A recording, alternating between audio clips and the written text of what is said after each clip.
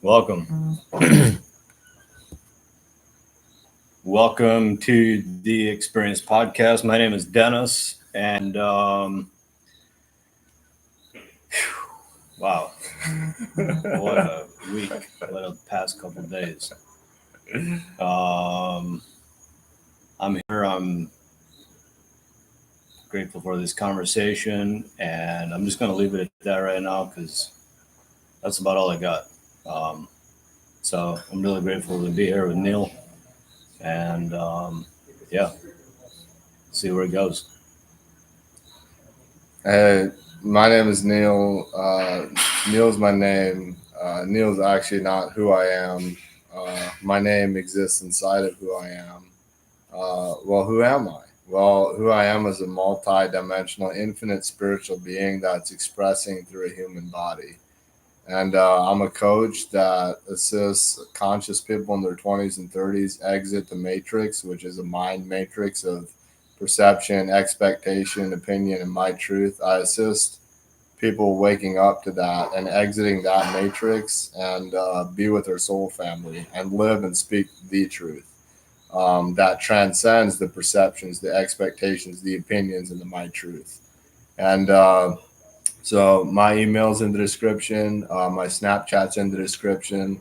I'm committed to interacting with committed people. So if you're a committed person, you're like, hey, like I'm now ready to take the step to go beyond what I've been programmed with and to step into what is my natural state of being. Reach out on my email, reach out via my Snapchat, and we'll schedule a conversation. And I invite you to these live streams that you're on right now. And so, welcome first and foremost. And then, secondly, I invite you to join these live streams on a weekly basis. And they're occurring at 3 p.m. Mountain Time, and so it'd be 4 p.m. Central Standard Time. And this is a reoccurring live stream, and the topic changes, but what's constant is the going live. And so you're invited. And then, thirdly, the other invitation I have is inviting you to virtual natural balance masterclass that I host via Zoom. And this is an interactive masterclass that I imagine as a feminine mastermind where we come together and practice expressing from our whole and completeness through connection, through networking, and through the giving and receiving of offers. And the time frame for virtual natural balance masterclass is Wednesdays at 5:30 Central Standard Time. And this information will be in the description of this video. So just go and check out the description to join this masterclass. You'll literally find the direct Zoom link, and so you're invited. And now, so I'm now here in this moment, and inspired to be here. Glad to be here with you, Dennis, uh, and we're here like outdoors in Costa Rica, and um, that's relevant because it's a location where we're at.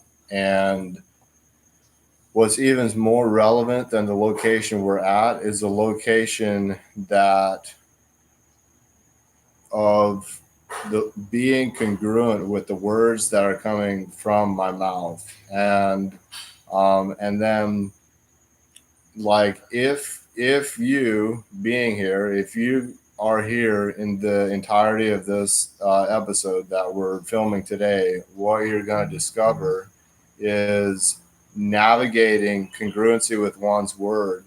And then as things come up, as life happens, as the fork in the road appears, also being adaptable to navigate when the adapting of honoring one's word without necessarily keeping one's word. And so this is the episode today. So welcome. I feel you, Dennis. I feel you got something. So whatever you got, let it rip. Well, I want to speak to what you just spoke to. You said when you said congruency, you mentioned words and actions. I specifically just spoke words. Okay, So you're well, now adding actions. Okay, and there's another part to that. There's also feelings because if I meet you in the morning and I'm going to get a coffee and I say good morning and you're like, "Hey, how you doing?" and I say, "Oh, I'm doing good," and I'm actually really fucking mad. That's being incongruous. I just want to make sure that that gets put in there. Well, it isn't incongruent in what I'm speaking to. What I'm speaking to is specifically saying something and I'm following through with what you say. So actually, I don't need the component you just put in to be congruent with my word. I can be congruent with my word while being incongruent with my emotions. But So then I hear you. But if I want to be congruent in my being, then that would involve being congruent in my emotions. But what I'm specifically dialing in on is saying something and then following through on the things spoken to.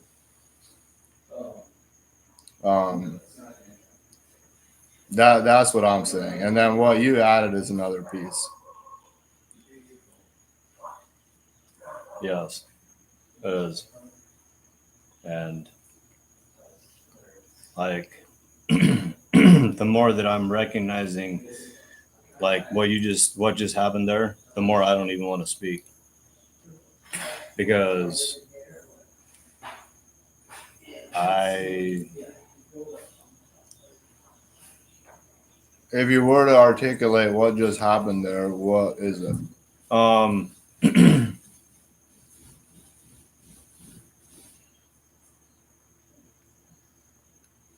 it like there was a valid point and so what you said was correct and then I added the thing with the emotions but it's just like I'm just recognizing that as I go along this journey like I just want to speak less like Right, but there was something that just happened that you noticed. What was it that happened that you noticed that had you not want to speak? It's the same thing as with what happened with at the table where a promise was made and then I felt that same thing come up in me is that something was said and then more words were said and then it was like oh but it was said this way which is correct like you're 100% accurate but it's that same thing of what's been going on here in the community is I'm recognizing that I do want to speak when I'm feeling something but unless it's relevant and adding to what's going on I'm not speaking just for fuck's sake anymore. Which is in what you just articulated, what I'm hearing is a foundation, a modus of operandus of where to operate from when communicating, when articulating. So this is commitment. Correct. So this is a foundation to communicate from. And in the communicating from commitment, what is you don't always communicate because where you communicate from is from the commitment that you're committed to. And so if you're not just speaking for fuck's sake, what are you speaking from? Well, what are you committed to? I'm committed to speaking life into myself and the people around me. And I'm recognizing that, yes, like last night I had a breakthrough around like it. I had been speaking death on me and the people that are around me. And like, so I'm just choosing my words very, very, I'm going to say consciously. Yes. And so with commitment, there is now the congruency of the words is actually a reflection of the commitment. So without commitment, what they're you can speak something and um, and not follow through on the words, and it not be a matter of even incongruency if there isn't a commitment to congruency. So Correct. so like with a commitment to congruency, and specifically, all right, so like this, when I say I'm gonna pick up water and take a drink, I pick up water and I take a drink. And um and so this was like a simple example, but what the example is having where I'm speaking from be grounded in a commitment, and in this case the commitment is a commitment to congruency of what I say is what I intend to have be heard, and then when that thing is heard, that's what I intended to communicate, and when I say I'm going to do something, I actually do the thing, and then if I don't do the thing, then that is an element of being out of integrity with my commitment. And so, what I'm noticing with communication and with word is its inherent foundation and commitment. And if that inherent foundation isn't there, then you are literally speaking for fuck's sake. And usually, the fuck's sake that you're speaking from is from like a victim mentality. It's speaking to gain significance, to gain rapport, which you could call that significance, or speaking for the illusion of getting love from another person.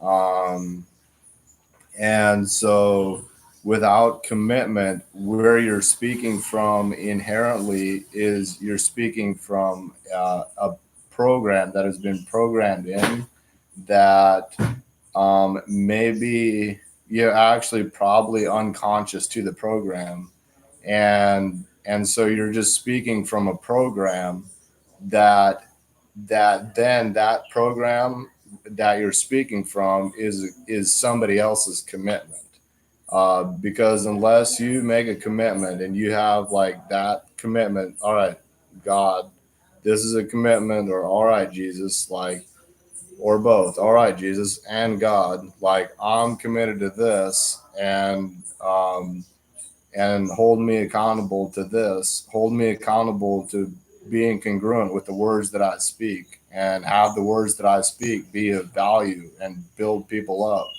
And then from that commitment, speak, and then from those words, take actions, and and so I'm seeing how another part of program that would be from see if you're not making the commitment consciously, and the commitment is from a program, that program inherently, from the world at large, from the government, from social media, from newspapers, from what TV, from the television that tells lies to your vision. All these programs um, are slave programs, and they're programs designed to keep you in a low vibratory state where you act on your animal desires and instincts, and instant gratification. And what I'm saying is that unless you have commitment, you're inherently operating, speaking from, taking action from the program that has society has programmed you with, and that programming happens before we're even able to um, verbalize. Before we're able to speak, we're programmed. By the time we're able to speak, we're already regurgitating programs from our parents, from our cousins, from our church, from our preachers, um, from TV. Uh, and so commitment in is the foundation to operate and be congruent with something that is transcendent of the programs.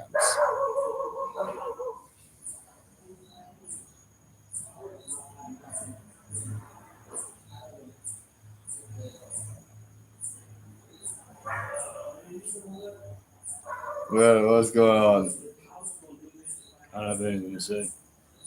And you don't have anything to say based on your commitment of what? Only say things when um,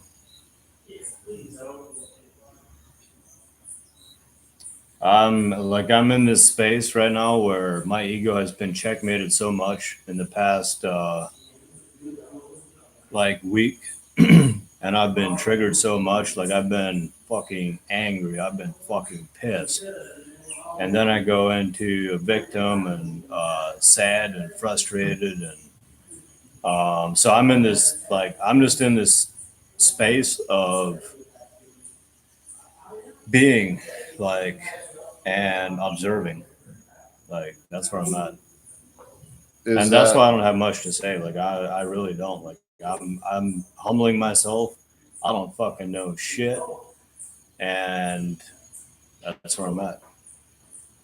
and is this from a commitment or is it what is where is this way of being of not knowing shit and of humbling yourself? Um, is the humbling yourself a commitment or is that just like a good idea? It's a new way of being for me because I've been really fucking arrogant in the past, and I'm not beating myself up over it. I actually love that part of myself. Um, yeah, there's someone here in the community that's really brought up a lot of shit in me in the past um, week, week and a half, and yeah, you weren't present at, and it doesn't matter that you weren't present, but you weren't present at the men's circle, you weren't present at Dysfunction Junction, so um,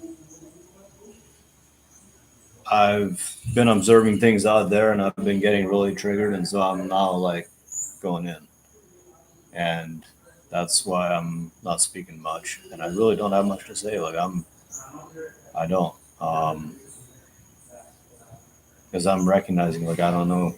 When I first came to this community, I thought integrity was a big thing, and now it's like integrity is only a big thing if the Holy Spirit says that it is.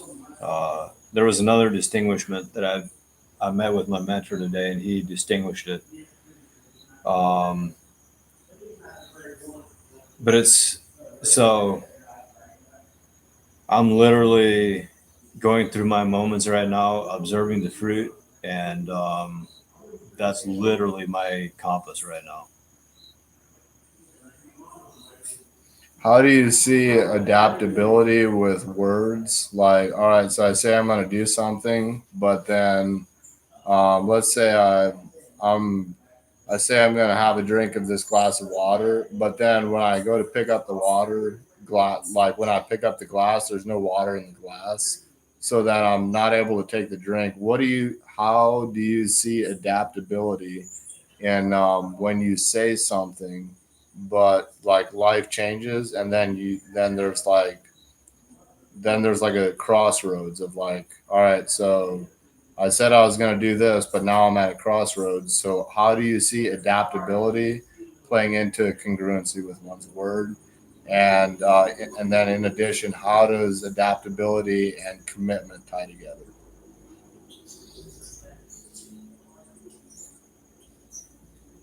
Um,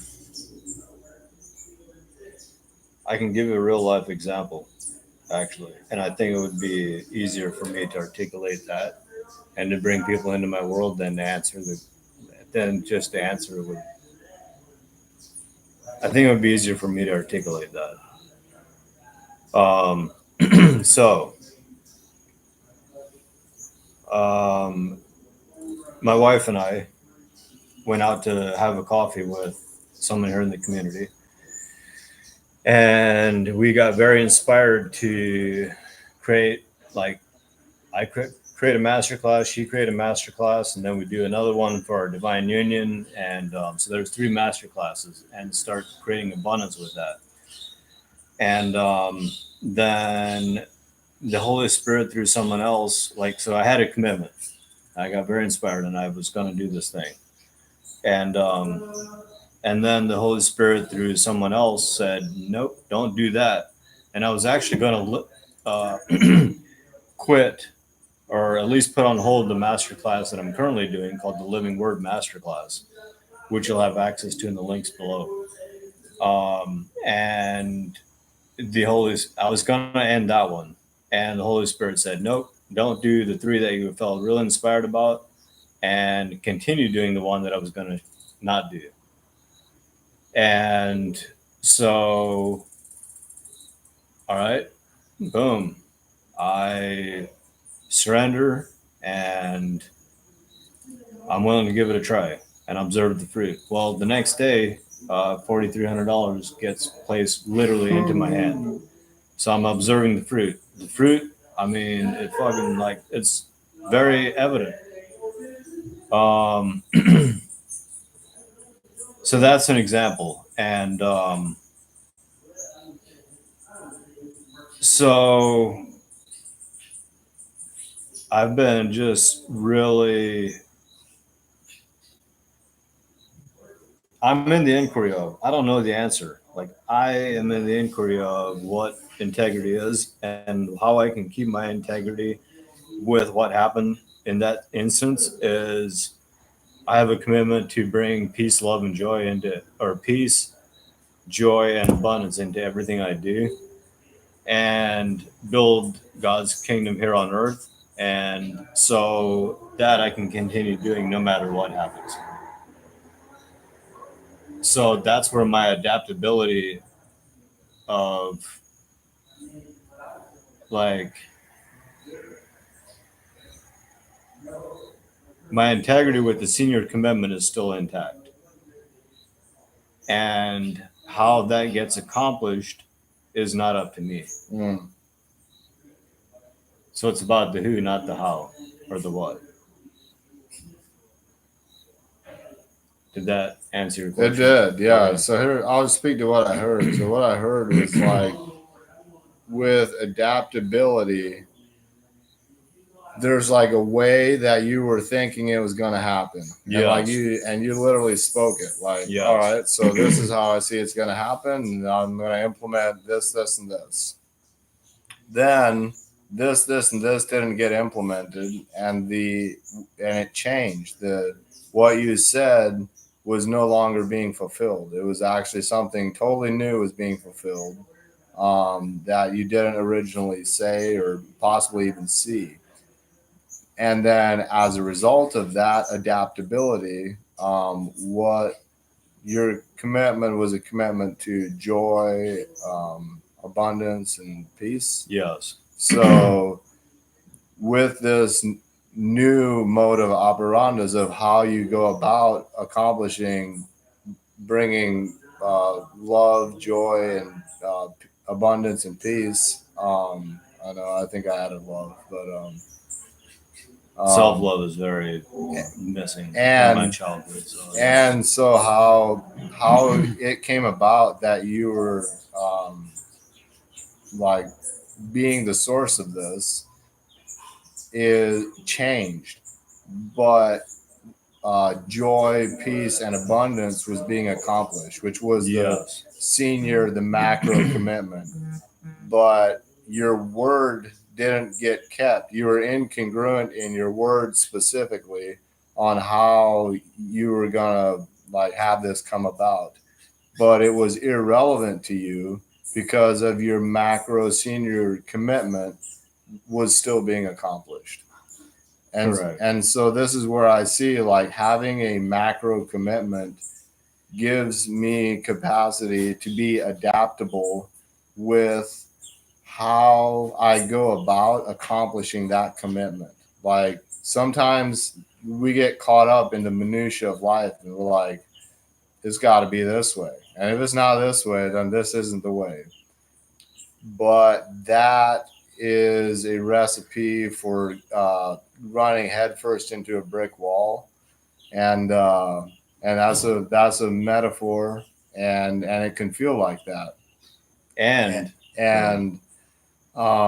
So having a direction and then being flexible to change what it looks like and not be attached to the direction that I initially chose gives me actually evens more capacity to accomplish my original commitment than if I were to just stay locked in on one direction.